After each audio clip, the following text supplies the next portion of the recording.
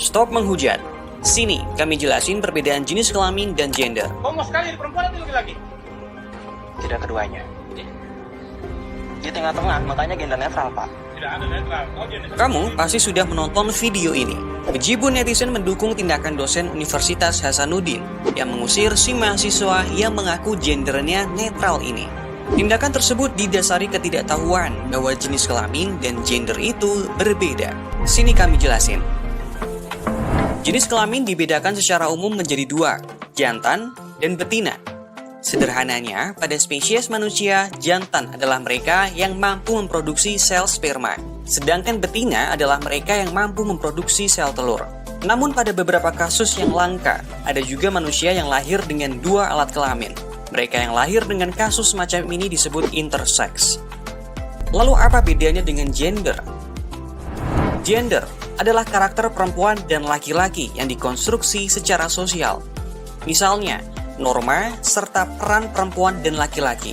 Contohnya begini, ketika kamu lahir sebagai perempuan, kamu tak memakai identitas apapun.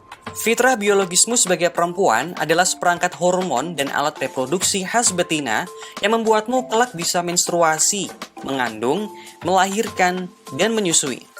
Tapi nama panggilanmu, warna dan model pakaian, hingga peranmu dalam keluarga, semuanya bukan fitrah, tapi hasil konstruksi sosial. Peran gender bisa saja berbeda antara satu kelompok masyarakat dengan kelompok masyarakat lainnya. Peran pewarisan tanah misalnya, bagi suku Empur di Papua Barat, hanya laki-laki yang bisa mewarisi hak milik tanah ulayat. Namun di masyarakat Minangkabau, ahli waris justru diturunkan lewat garis keturunan ibu. Nah, ekspresi gender pun akhirnya bisa berbeda dengan apa yang dikonstruksi secara sosial.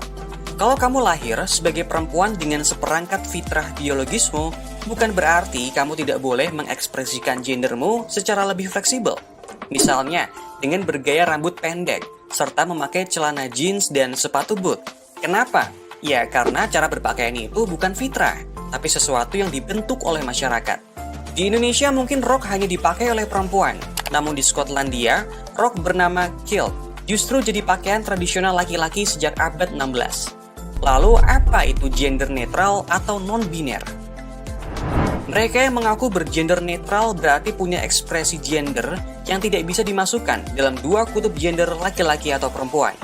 Dalam cara berpakaian misalnya, mereka yang mengidentifikasi diri sebagai non-biner atau bergender netral bebas berekspresi dengan pakaian yang dianggap pakaian perempuan atau laki-laki. Kalau kerja kantoran di Jakarta, satu hari mereka bisa berdandan klimis dengan kemeja dan celana panjang. Suatu hari mereka juga bisa berpakaian ala mbak-mbak SCBD. Contoh lain bisa ditemui di suku Bugis. Suku yang berdiam di Pulau Sulawesi ini punya 5 ekspresi gender. Selain Orowane atau laki-laki dan Makunrai atau perempuan, orang-orang Bugis sebenarnya juga mengenal Calabai, yakni laki-laki yang mengekspresikan gendernya sebagai perempuan. Kemudian Calalai, perempuan yang mengekspresikan gendernya sebagai laki-laki. Serta Bisu, atau mereka yang mengekspresikan diri bergender netral. Namun ini tak mengubah fitrah biologis mereka, karena sekali lagi, jenis kelamin dan gender itu berbeda. Sampai di sini paham? Kalau belum, coba ulangi video ini dari awal.